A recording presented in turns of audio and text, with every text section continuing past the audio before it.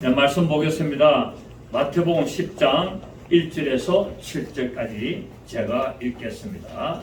마태복음 10장 1절에서 7절까지 예수께서 그의 12제자를 부르사 더러운 귀신을 쫓아내며 모든 병과 모든 약한 것을 고치는 권능을 주시니라. 12사도의 이름은 이라니 베드로라 하는 시몬을 비롯하여 그의 형제 안드레와 세베대 아들 야고보와 그의 형제 요한, 빌립과 바돌로메, 도마와 세리, 마태, 알페의 아들 야고보와 다레오, 가나나인 시몬 및 가룟 유다 곧 예수를 판자라. 예수께서 이 12를 보내시며 명하였을 때 이방인의 길로도 가지 말고 사마리아인의 고을에도 들어가지 말고 오히려 이스라엘 집에 잃어버린 양에게로 가라. 가면서 전파하여 말하되 천국이 가까이 왔다 하고 아멘. 자, 예수님께서 이제 제자들에게 수수하는 일꾼들을 보내주소서라고 기도해라고 하신 후에 그렇게 기도한 제자들에게 먼저 영혼을 추수하는 사명을 주셔서 이제 둘씩 짤을 지어서 또 이렇게 전도하러 보내는 모습을 보게 됩니다. 그리고 그냥 보내는 것이 아니라 그 전도 영혼을 구원하는 일을 잘 감당하도록 권능을 주시는 것을 오늘 우리 본문에서 보여주고 있습니다. 이것을 볼 때 영혼 구원을 위해서 기도하면은 하나님께서 뭐를 주신다? 권능을 주신다는 겁니다. 그러니까 하나님 내게 복을 주십시오. 하나님 내 자식 잘 되게 해주시고 그것도 필요하지만은 그거는 권능이 없다는 거야. 없다기보다 조금 표현했습니다만은 영혼을 구원하는 그 기도를 하고 그 사명을 감당하려면은 주님은 반드시 뭐를 주신다? 그 영혼을 구원하는데 사용하라고 권능을 주시고 그래서 전도의 사명을 잘 감당하도록 필요한 것들을 공급하시는 것을 잘 알 수가 있습니다. 예수님께서 12제자를 부르시고 복음을 잘 전하도록 더러운 귀신을 쫓아내고 모든 병과 모든 약한 것을 고치는 권능을 주셨습니다. 어떤 누구의 모습입니까? 예수님 모습이죠.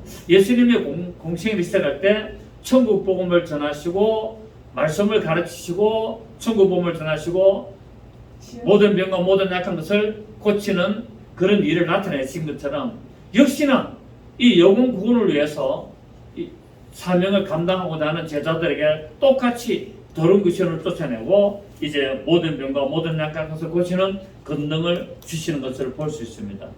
복음을 전하기 위해서는 말만 하는 게 아니다는 거예요. 복음을 전하기 위해서 말만 하는 것이 아니라 능력을 나타내서 표적도 함께 보여주는 것이 합당하다는 것을 오늘 우리는 볼 수가 있습니다. 그래서 사도행전 2장 43절에 보면은 베드로가 최초의 설교를 하죠. 베드로가 최초의 설교를 할 때 그 설교를 듣고 사람마다 두려워하는데 사도들로 말미암아 기사와 표적이 많이 나타나면 한다라고 말하고 있습니다. 사람들이 왜 두려워했다고요? 그 복음을 들었을 뿐만 아니라 그 복음을 듣는데 엄청난 표적과 기사와 이적이 나타나니까 사람들이 막 두려워했다는 거예요. 진짜다. 이거 진짜다. 이거 말만 하는 게 아니다. 서기관과 바리새인과 저 유대인들은 종교 지도자들, 저 제사장들은 말만 하는데 이 정말 예수 제자들 이 사람이 지금 설교를 하는데 표적과 기사와 이적이 동시다발적으로 나타나고 있다. 그래서 베드로가 지나가면 뭡니까? 그 그림자라도 지나가면은 병이 낫는가 싶어서 막 그 베드로를 따라가는 이런 일들이 있었지 않습니까? 그래서 예수님께서는 본인이 하신 그 일들을 꼭 제자들에게 똑같이 권능을 주시는 것을 볼 수가 있습니다. 사도행전 5장 12절 16절을 보면은 자 우리 한번 봅니다. 사도행전 5장 12절을 보십시오. 사도행전 5장 12절 보시면 사도들의 손을 통하여 민간의 표적과 기사가 많이 일어나네 믿는 사람이 다 마음을 같이하여 솔로몬 행각에 모이고 그 나머지는 감히 그들과 상종하는 사람이 없으니 백성이 청송하더라. 믿고 죽게로 나오는 자가 더 많으니 남녀의 큰 무리더라. 심지어 병든 사람을 메고 거리에 나가 침대와 요 위에 누이고 베드로가 지나갈 때에 혹 그의 그림자라도 누구에게 덮일까 바라고 예루살렘 부근에 수많은 사람들도 모여 병든 사람과 더러운 귀신에게 괴로움을 받는 사람을 데리고 와서 다 나음을 얻으니라 라고 말했습니다. 그러니까 결국 복음을 전하려면 반드시 뭐가 따라야 된다? 표적과 기사와 이적과 권능이 있어야 된다는 거예요. 말만 하지 말라는 거예요. 물론 뭐 100%다 권능이 나타나는 건 아닙니다. 지금도 우리가 복음을 전하고 우리가 불신자들에게 병든 사람에게 예수를 믿으라고 전할 때 반드시 뭡니까? 어떤 일시적으로 일부분적으로 또 어떤 그 필요에 따라서 그런 권능을 행해야 되고 그런 또 일들을 함으로 말미암아 표적과 기사와 이적이 나타날 때 많은 사람들이 이렇게 구원의 일들에 동참하는 것을 우리가 볼 수가 있습니다. 그리고 우리가 또 알다시피 빌립 집사가 사마리아 성에 가서 표적을 행하니 그 성에 기쁨이 있더라라고 말하고 있어요. 그 표적이 나타나니까 사람들이 뭡니까? 기쁨이 나타나는 거예요. 말만 하는 것이 아니라 자, 우리 사도행전 8장을 봅니다. 사도행전 8장 4절을 보시면 사도행전 8장 4절에 그 흩어진 사람들이 두루다니며 복음의 말씀을 전할세. 뭐를 전할세? 복음의 말씀을 전할세. 빌립이 사마리아 성에 내려가 그리스도를 백성에게 전파하니 무리가 빌립의 말도 듣고 시작 행하는 표적도 보고 한 마음으로 그가 하는 말을 따르더라. 많은 사람에게 붙었던 더러운 귀신들이 크게 소리를 지르며 나가고 또 많은 중풍병자와 못 걷는 사람이 나으니 시작 그 성에 큰 기쁨이 있더라. 복음이 전파되고 그 복음을 따라서 수많은 중풍병자들이 일어나고 더러운 귀신이 떠나가고 그런 안전대회가 일어나고 이런 역사들이 일어나니까 큰 기쁨이 있더라고 말하고 있어요. 그래서 교회 안에는 뭐가 있어야 됩니까? 기쁨이 있어야 됩니다. 그 기쁨이 있으려면 어떻게 됩니까? 뭐 밥 먹고 뭐 교제하고 그것도 좋지만은 그 교회 안에서 말씀을 따라서 표적과 기사와 이적과 능력이 나타나야만이 큰 기쁨이 있는 것을 알 수가 있습니다. 이처럼 12제자를 부르신 것은 바로 이 예수님께서 이 12제자로 하여금 사도를 세워서 세상에 파송하기 위함이었습니다. 예수 이름을 전하고 하나님의 말씀을 전해서 저도를 말미암아 사단에게 마귀에게 속여서 일생 동안 죽기를 무서워하여 종노를 하는 그들을 구원으로 인도해서 큰 기쁨을 주려고 큰 평안을 주려고 이 예수님께서 12제자를 부르셔서 사도로 세워 파송하는 것을 볼 수 있습니다. 여러분 사도라니까 뭐 대단한 줄 아세요? 사도라는 말이 뭐냐면은 보내심을 받은 사람이라는 뜻입니다. 예, 보내심. 뭐 사도라니까 뭐 대단한 능력 나타내고 그런 게 뭐 아니에요. 사도라는 것은 하나님으로부터 세상으로 말미암아 보내심을 받는답니다. 그 저도 뭡니까? 사도고 여러분도 사도예요. 엄밀히 따지면 왜? 다 복음을 전할 때 영혼 구원에 위해서 말씀을 전할 때 그때 뭡니까? 하나님의 사자가 되는 거예요. 천사의 역할을 하는 겁니다. 자, 하나님이 호렙산에서 모세를 부르신 것도 왜 불렀습니까? 애굽으로 보내려고. 하나님이 그 미디안 광야에서 양치는 모세를 부릅니다. 왜 불렀어요? 애굽에 가가지고 내 백성을 구원해라고. 그래서 모세도 사도의 역할을 한 것입니다. 주님은 먼저 우리를 막 그냥 사용하는 것이 아니라 먼저 우리를 부르십니다. 우리를 부르셔서 말씀으로 양육하시죠. 말씀을 가르치고 천국 복음을 전하고 그리고 우리에게 뭡니까? 모든 병과 모든 약한 고치는 권능을 주시는 것을 볼 수가 있습니다. 그래서 말씀으로 양육해서 권능을 주셔서 세상으로 향하여 나가도록 말하고 있습니다. 곧 하나님이 주신 사명, 영혼 구원, 이 일을 잘 감당하라고 주신 겁니다. 그런데 지금 혹은 또 이전에도 하나님이 권능을 주신 가지고 자기를 자랑하고 자기를 높이고 자기의 어떤 그런 위치를 확고하게 하는 일들에 사용하는 일들을 볼 수 있습니다. 성도들은 예수를 믿고 복을 받고 평안하게 사는 것이 그것도 맞지만 예수를 믿고 복을 받고 평안하게 살고 안식하는 것도 좋지만은 우리는 하나님이 우리를 부르신 목적에 따라서 복음을 전하는 일에 우리가 쓰임받아야 합니다. 우리가 복을 받는 것도 말고요, 복음을 전하는 일에 쓰라고 복을 주시는 거예요. 우리에게 건강을 주시는 것도 복음을 전하는 일에 쓰라고 우리에게 건강을 주시는 겁니다. 우리에게 평안을 주시는 것도, 우리에게 기쁨을 주시는 것도 마찬가지예요. 영혼 구원하는 일에 쓰라고 우리를 부르셔서 말씀으로 양육하시고 우리에게 권능을 주셔서 우리가 그 직분을 잘 감당하도록 하시는 거예요. 그래서 우리는 하나님의 부르심을 받았다면 우리는 이런 사명을 가진 직분자가 되어서 정말 예수 그리스도의 그 진리의 말씀, 그 영혼을 구원하는 말씀, 그 복된 말씀을 잘 전하여서 많은 영혼들을 구원하는 일에 쓰임받아야 될 줄로 믿습니다.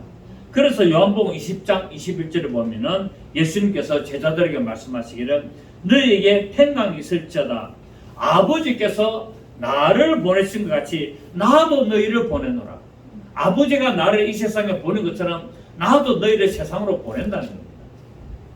그리고 베드로 사도는 베드로전서 2장 9절에서 이렇게 말했죠.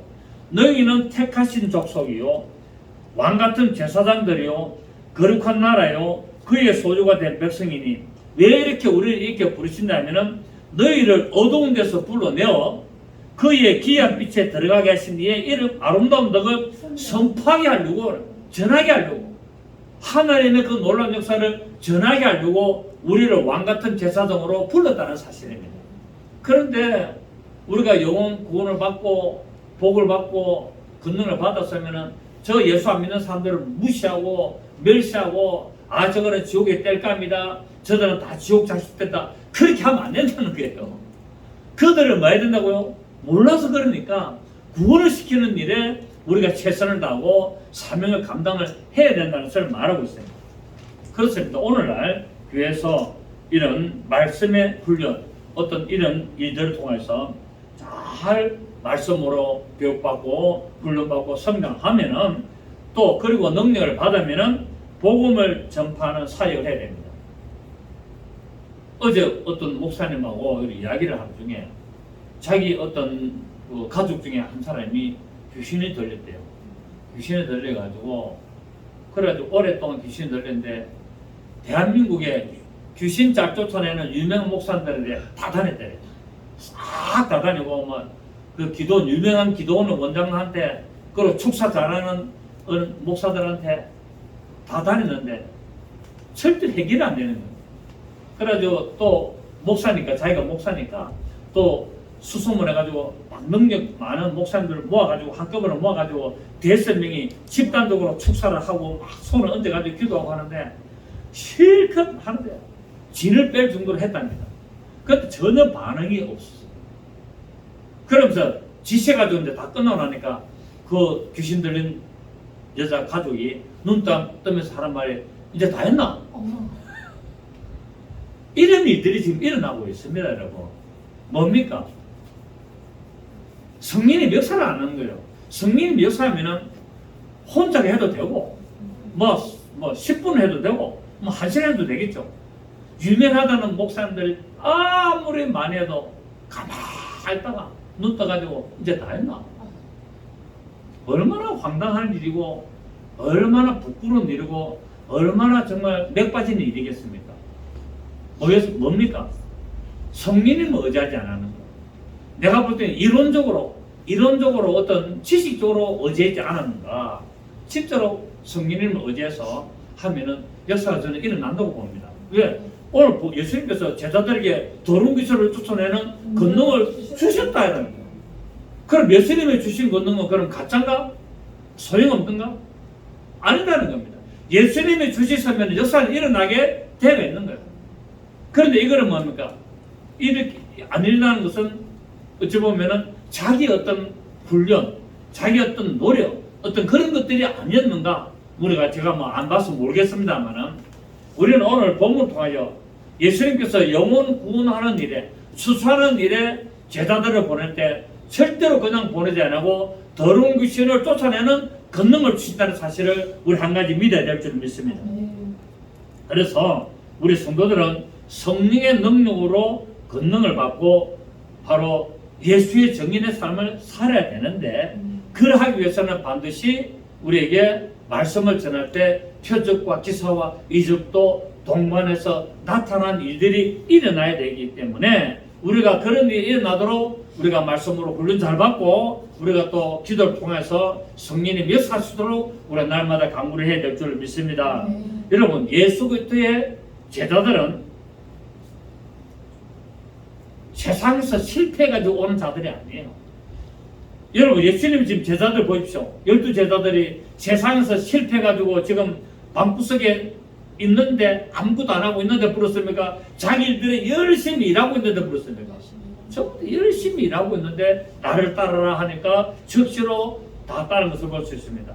오늘날 우리가 이런 모습을 볼 때 세상에 실패해가지고 아이고 할 일 없으니까 내가 뭐 하나님의 나를 뭐 주의 종으로 불른갑다 이래가지고 신학교 가고 그래가지고 권능이 나타날까요?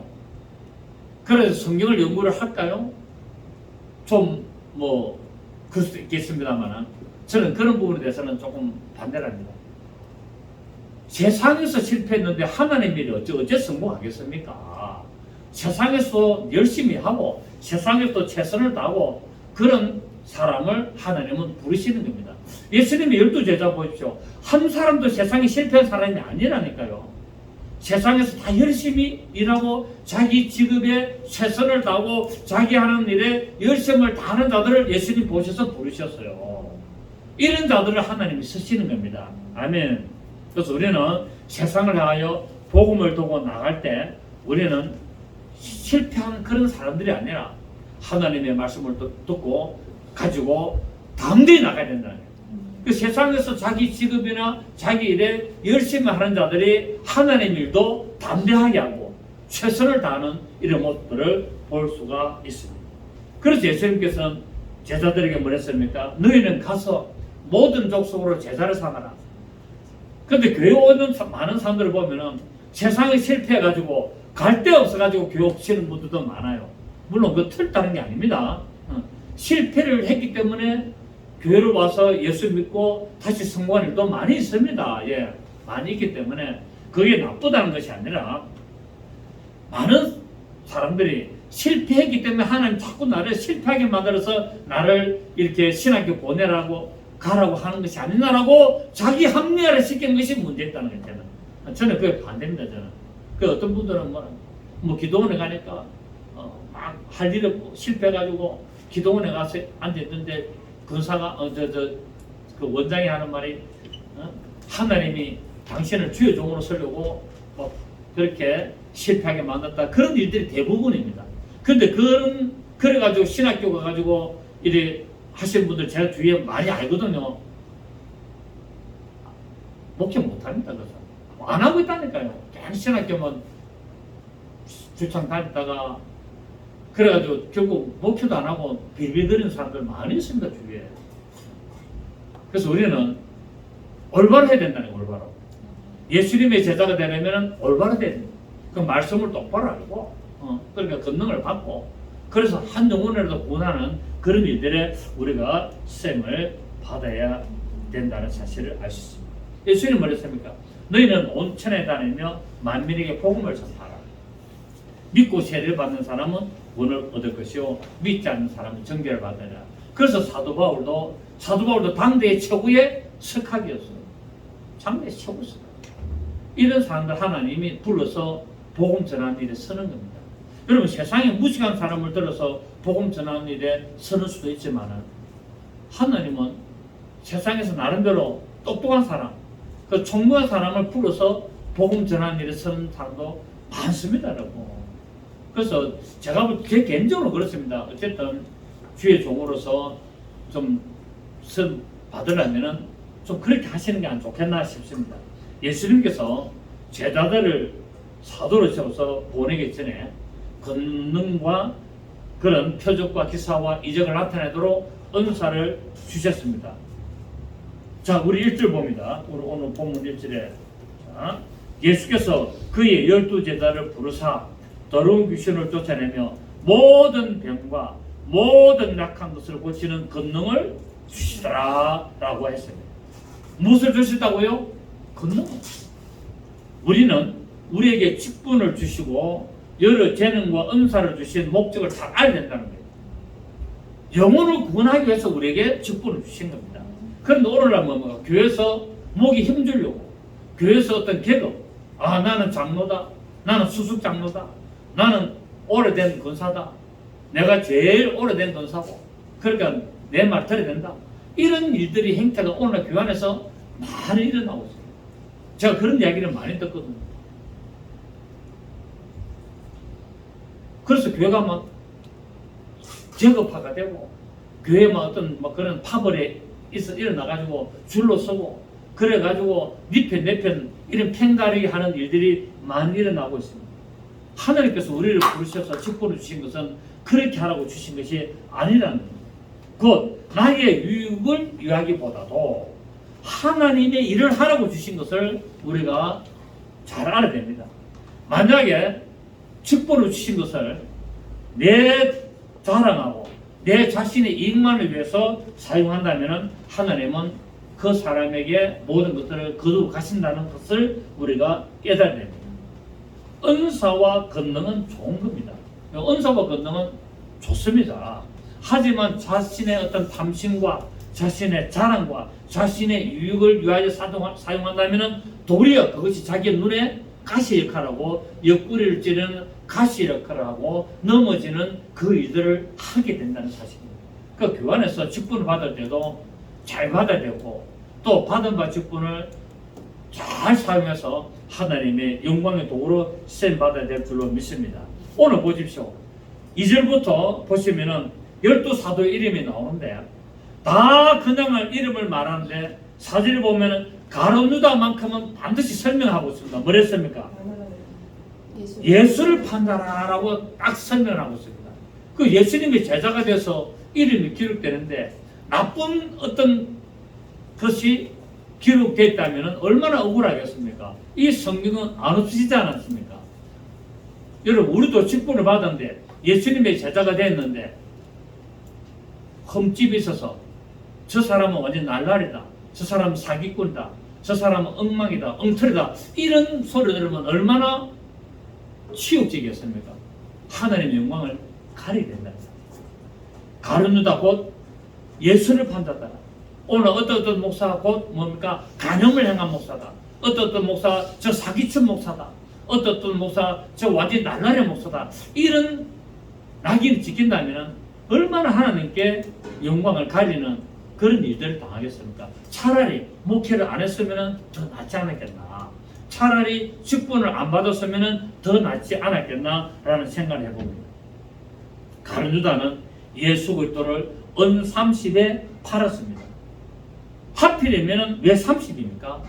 이 30이라는 것은 구약 성경에 보면은 죽은 노예, 자기가 집에서 사용하는 노예가 다른 사람에게 다른 어떤 짐승이나 소가 받아서 죽으면은 그 소 주인이 그 죽은 노예의 주인에게 돈을 주는데 30세겔을 줬어요. 그래서 종의 목숨은 가격이 얼마다? 30세겔. 그래 예수님을 팔 때 은 30세겔을 받은 겁니다. 네, 이 종이기 때문에. 자 보십시다. 출애굽기 21장 보시면 출애굽기 21장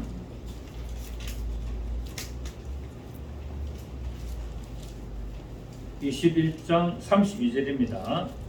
21장 32절 소가 만일 남종이나 여종을 받으면 소임자가 은 30세겔을 그의 상전에게 줄 것이요 소는 돌로 쳐서 죽일지니라 말하고 있습니다.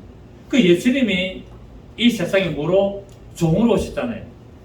맞습니까? 이 세상에 종으로 오셨거든요. 우리를 구원하시기 위한 종으로 오시고 우리를 위한 구원하는 메시아로 오셨지만은 또 종으로 오셨어요. 왕으로도 오셨고 하나님으로 오셨고 이 사복음서 이야기 아니겠습니까? 그런데 왜 가룟유다가 예수님을 팔 때 이 제사장들이 은 30세겔 줬냐? 성경에 기록된 이 사건을 이루려고 그런 거예요. 이루려고. 정말 돈 몇 푼 되지도 않는 돈을 받고 자기가 주님으로 섬김에 따랐던 예수 그리스도를 팔아버렸습니다. 예수 그리스도의 가치를 몰랐고 또 가룟유다는 성경을 몰랐는 겁니다. 여러분, 성경에서 에스라는 사람도 아니십니까? 에스도 그 장자의 직분을 팥죽 한 그릇에 팔아버리는 거예요. 그 가치를 모르는 거예요. 당장 배가 고프니까, 당장 내 줄인 배, 이 내 고픈 배를 위해서 그냥 팔아버린 거예요. 이 세상에 많은 사람들도 또 예수를 믿는 사람들도 자기의 유익을 위해서 예수를 배반하는 거예요. 예수를 팔아버리고 이런 일들이 흔하게 일어나고 있습니다. 정말 비참한 일이죠. 가장 가치 있는 것을 가장 가치 없는 것으로 이렇게 취급을 한 것입니다. 여러분, 그러나 예수 그리스도는 우리가 나에 있는 모든 것을 다 가지고 그 예수 그리스도 사야 될 줄 믿습니다. 마태복음 13장 44절 보십시오. 마태복음 13장 44절 보시면, 마태복음 13장, 또 뒤에 나중에 하겠습니다만은, 시작. 천국은 마치 밭에 감춘 보와 같으니 사람이 이를 발견한 후 숨겨두고 기뻐하여 돌아가서 자기의 소유를 다 팔아 그 밭을 샀느니라. 천국은 마치 밭에 감춘 보화. 그 천국은 뭐라고요? 감춘 보화라는 거예요. 그 천국이 감춘 보화가 되는 거 사람들이 모르는 거예요. 모른다.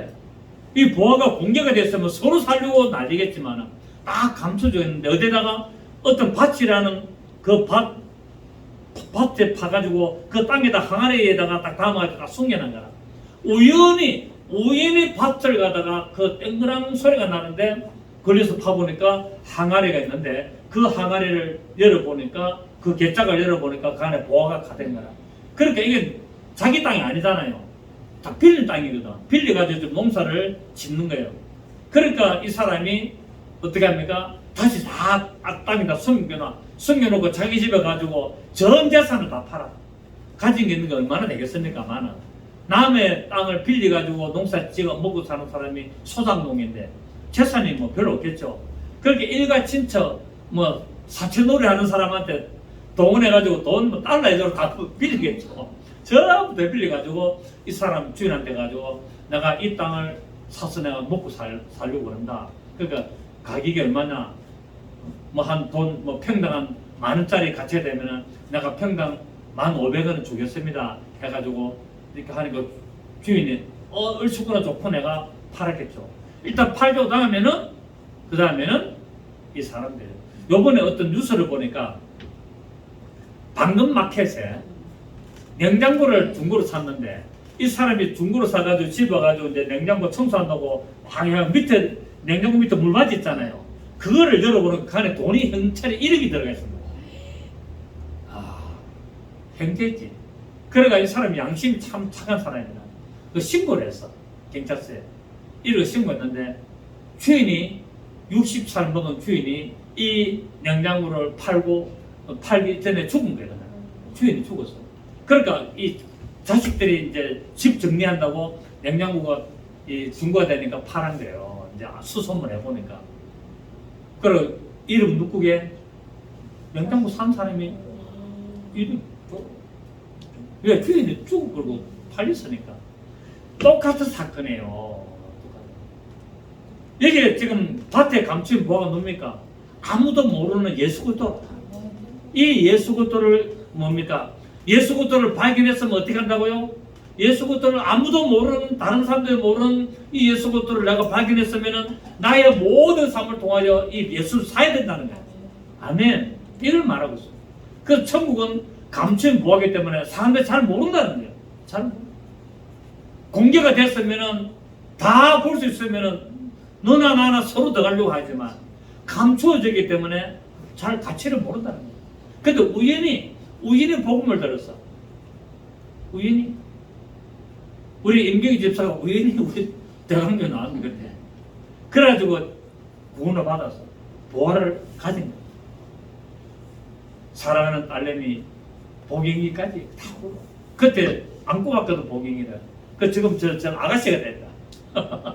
얼마나 큰지. 여러분 천국 보안은 아무나 소유하는 게 아니에요. 그래서 이걸 뭡니까? 천국 복음이라는 천국. 여러분 예수는 우리가 어떻게 하든지 소유해야 될 줄 믿습니다. 어떤 수를 쓰든지. 그런데 오늘 보면은 이 가룟 유다는 이 예수를 소유했음에도 불구하고 그 가치를 몰랐다는 거예요. 그 가치를 몰랐기 때문에 어리석게도 예수를 팔아버려가지고 영원한 저주에 들어가는 것을 우리가 알 수가 있습니다. 오늘 예수님께서 말합니다.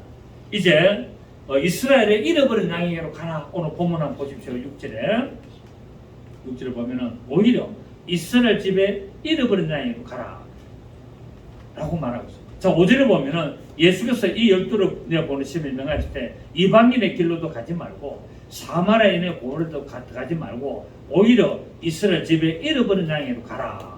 가면서 전파에 말하되 천국이 가까이 왔다 하고 병든 자를 고치며 죽은 자를 살리며 나병한 자를 깨끗하게 하며 귀인들을 쫓아내고 너희가 거저 받았으니 거저 줘라 라고 말씀을 하고 있습니다.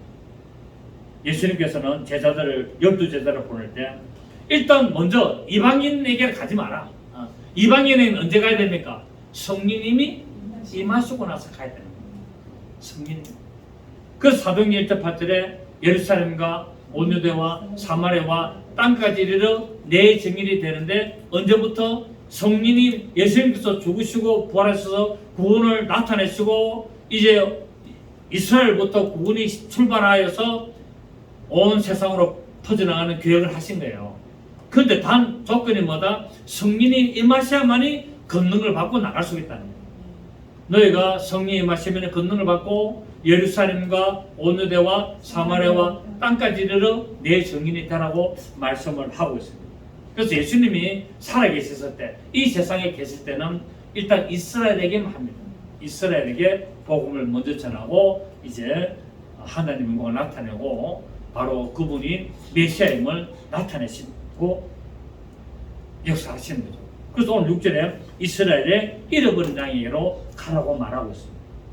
하나님의 구원 계획은 유대인의 남은 자로부터 시작하여서 이방 세계로 확정되어 가는 것을 볼 수 있습니다. 그 로마서 11장에 나오는 이방인의 충만한 수가 차기까지 나가는데 참 감람나무에서 꺾인 가지가 이제 뭡니까? 바로 돌 감람나무 가지를 꺾어서 거기에다가 접붙임하는 거예요.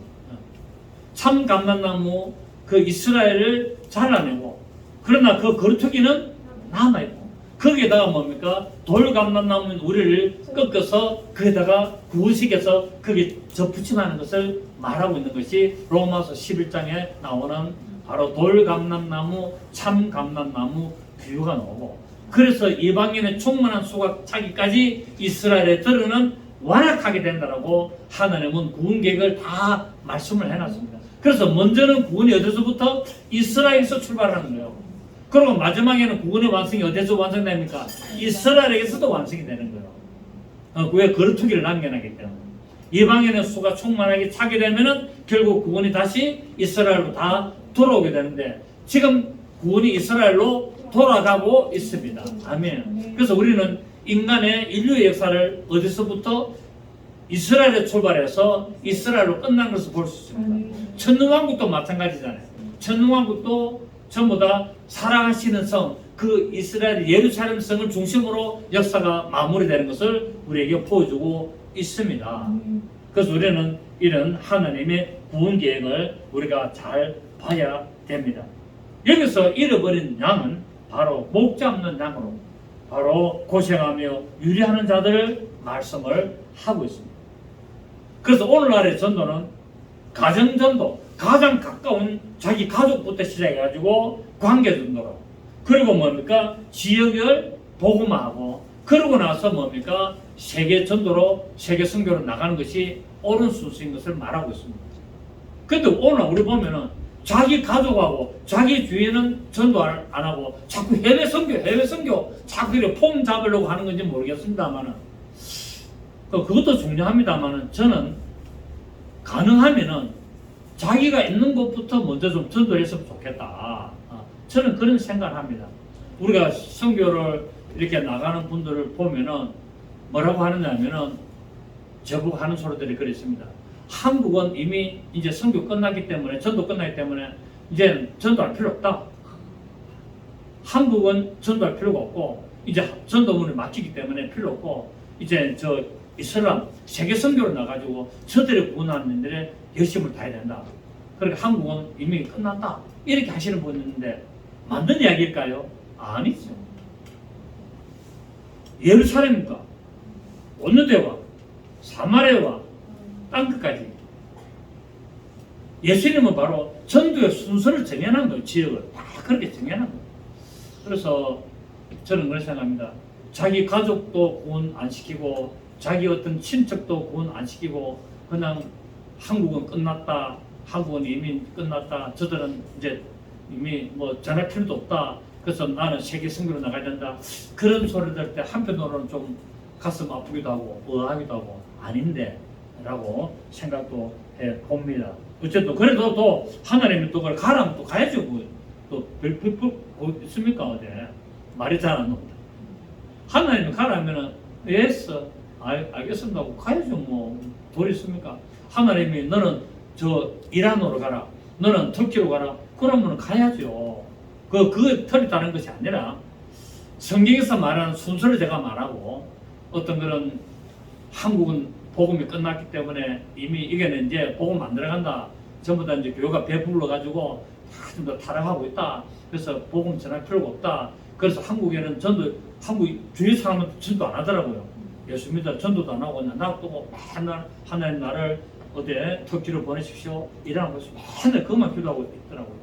그거 보면은 안타까워요. 저는 그런 생각합니다. 어쨌든 그래서 성경에 보면은 가장 가까운 곳에서부터 시작해서 차츰 이 지역을 넓혀가고 그래서 최종적으로 자기가 어떤 가서 전하는 나라 어떤 그런 곳으로 계속 복음이 확정돼 가는 것을 우리 말씀을 하고 있는 것을 보게 됩니다. 그래서 사도 바울도 자기가 동족을 향하여 내가 대단한 구원의 소망이 있다는 것을 말하지 않습니까? 내가 내 자신을 내가 차라리 죽을전자 내 동족이 구원받는 것을 원한다라고 말하고 있는 것을 볼 수 있습니다. 우리 로마서 9장 한번 보시겠습니다. 로마서 9장 1절을 보시면 로마서 9장 1절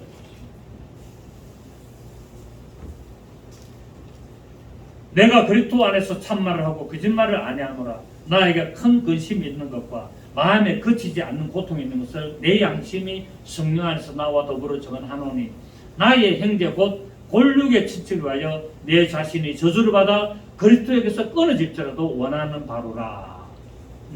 내가 만약에 저주를 받아도 내 친척이 구원받는 것을 나는 더 원한다 라고 이야기하고 있습니다. 맞습니까? 그래서 전도 누구부터 해야 된다? 내 옆에 사람부터 먼저 전도해야 된다. 내 아는 사람부터 내 주위의 가족부터 계속 전도를 하는 것이 순수다. 사도 바울도 이랬다는 거예요. 세계 선교를 다녔던 이 사도 바울도 이 고백을 하고 있습니다. 할 수만 있다면 내 친척, 내 골육의 친척. 그래서 그들을 위해서 하고 그 다음에 사절에 뭐랬습니까? 그들은 이스라엘 사람이라 그들에게는 양자됨과 영광과 언약들과 율법을 세우는 것과 예배 약속들을 다 하라고 말하고 있습니다. 그래서 우리는 이런 믿음의 모습을 좀 보여줄 필요가 있다. 자, 예수님께서 복음을 전하면서 뭐라고 해라? 천국이 가까이 왔다라고 전해라 했습니다. 형식적인 표현이 아니라 진짜 진정으로 예수 그리스도를 믿고 영접하여서 성령의 충만함을 받도록 전해야 될 줄로 믿습니다. 교회 와서 예수 믿고 성령 받게 하고 방언을 받도록 만들어줘야 되는 거예요. 그래야 타락을 하지 않습니다. 교회야 뭐 어느 교회 가면 어떻습니까?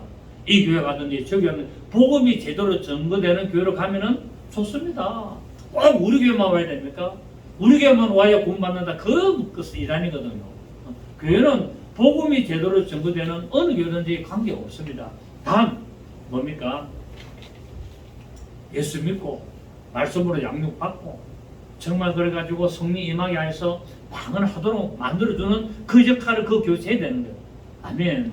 그래서 불신자 하나 데려오면은 말씀으로 잘 양육해서 예수 믿도록 만들고 그래서 성령 받아서 방언하도록까지 만들어서 이제 계속 성장하도록 만들어주는 것이 교회의 복음 전하는 자의 역할이 아닌가 생각합니다.